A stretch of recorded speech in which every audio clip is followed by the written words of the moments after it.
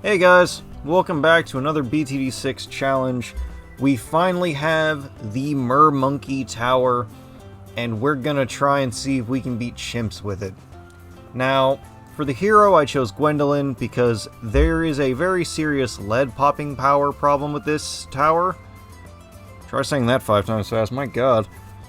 But overall, I genuinely think this is a really good tower. It's very nice that we have another support-based magic tower, and it's also incredibly solid.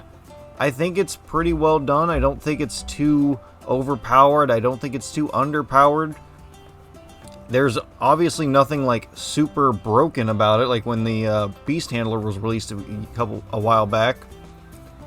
But I honestly think it's just really fine. I don't have any complaints for it. I could definitely see some interesting strategies with it.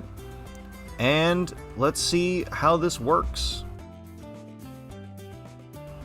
And I immediately die on round 9. That's probably a placement issue more than anything else. But I try to see if we can save it without having to buy too much. Because, you know, the earlier you get the hero, the better.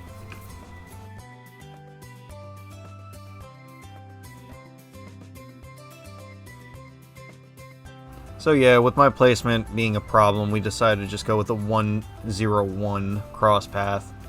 Which is fine, because we'll wind up turning that into the harmonic convergence guy later.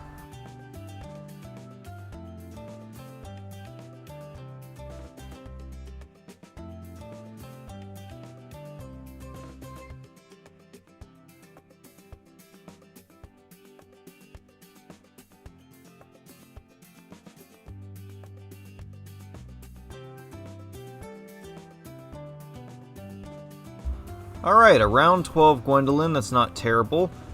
And putting her right there is going to give us a great radius for Heated Up, which will come in handy a lot with DDTs later on. So let's talk about strategy for this run. The biggest one I wanted to get off the top, right off the bat, was the Pop Sidon, because his ability is fantastic. We're also going to be spamming the mid-path tier 4s, because they're the only ones that can hit leads. But I also wanted to go for the fifth path, or the tier 5 of the bottom path, so that way we could drop the little conch shell thing to buff the hero, because the buff is actually pretty decent. I was playing with Brickle earlier this morning, as of recording this, and the effect for the cooldown is insane. I was able to drop so many of Brickle's mines, like just non-stop. It was genuinely incredible.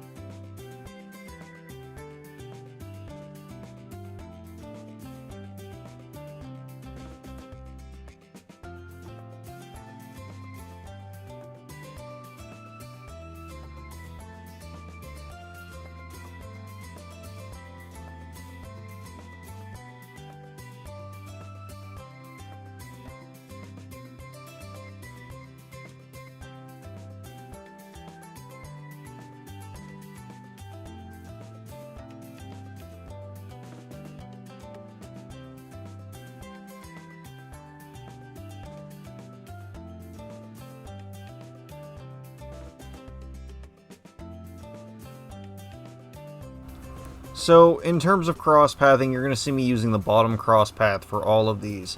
I haven't had much time to experiment with the cross-pathing, but I love the way the bottom path cross-path works, because you're able to just get a huge range bonus.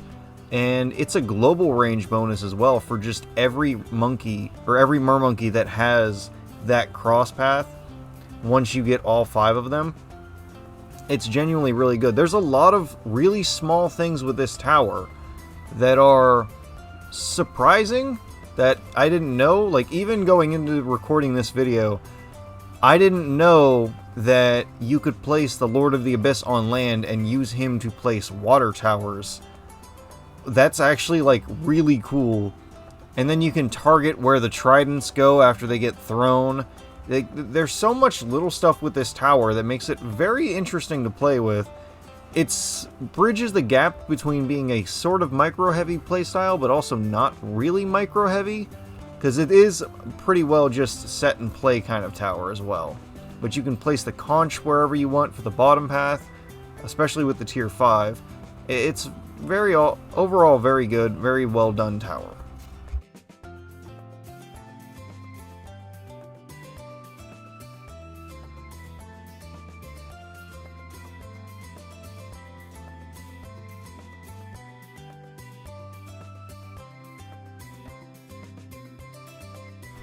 And then round 40, I wasn't too worried about. We have Gwendolyn, we have a bunch of towers, so I wasn't too threatened by it. And overall, our big strategy from here is just going to be, I want to get the Abyss Dweller for the buff that it gives, and then we need to save up for the Poseidon, because I definitely wanted to try and get that before round 90, and the sooner we get it, the better. So we're going to start fast forwarding through, and I'll check back in with round 63.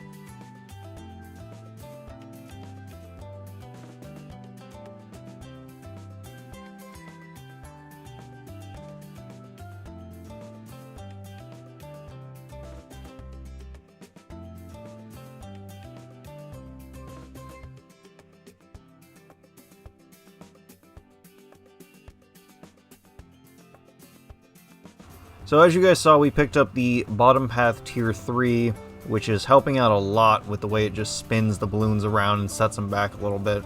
As well as in, I think it's called Arctic Knight, the tier 4 for the Poseidon.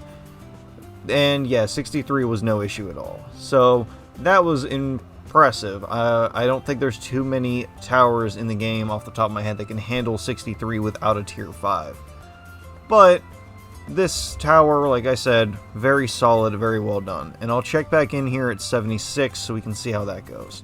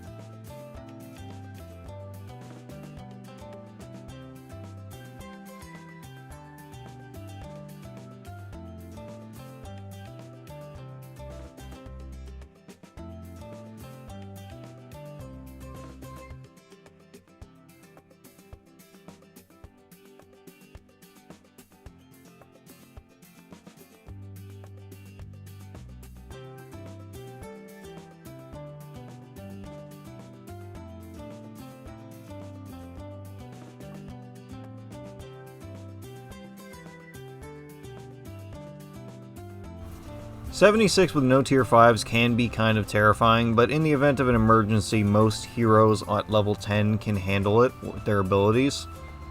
So overall, as you can see, it's not really going too difficult.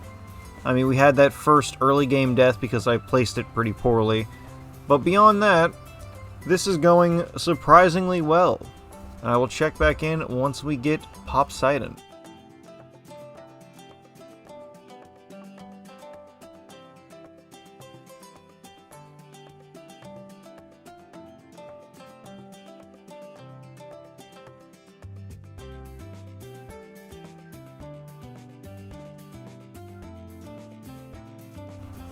And there we have it, we have Poseidon now.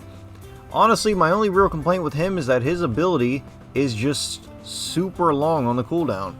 But beyond that, there's really nothing to it. It's a fantastic ability. It automatically freezes all balloons on screen and deals a lot of damage to balloons.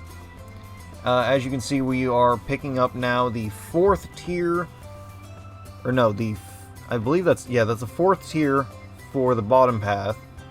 Like I said, I want to get the 5th path, or the tier 5 for the bottom path as well. I believe the money is there if you actually look at it to get all 3 tier 5s, but the lack of DPS for DDTs is kind of a problem. So we're not going to be able to get all 3 of them, but I will, as you can see, I have gotten at least the tier 4 of the top path.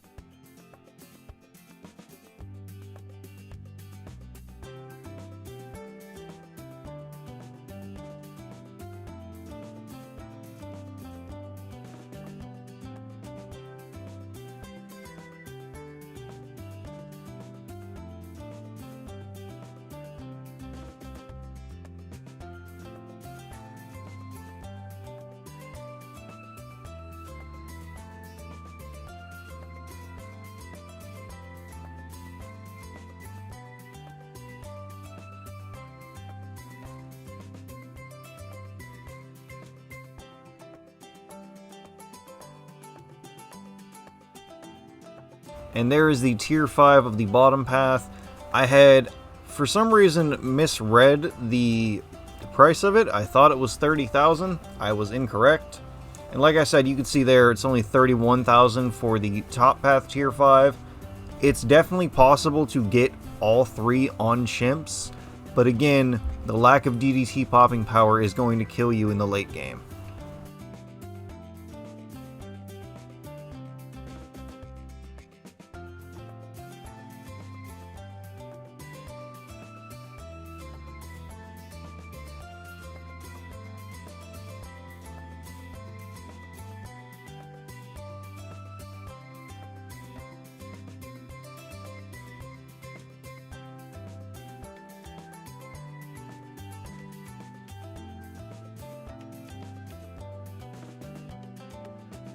Alright, and here we are on 95, the biggest choke point for any tier 5 run like this.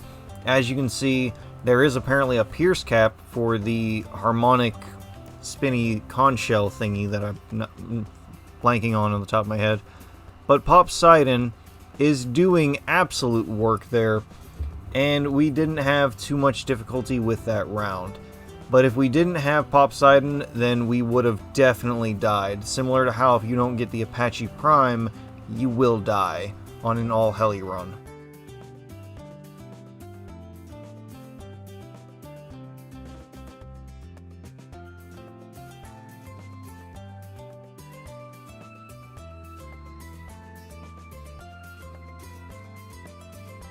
Alright, and we're on the final stretch, starting with round 98, the hardest round in BTD6.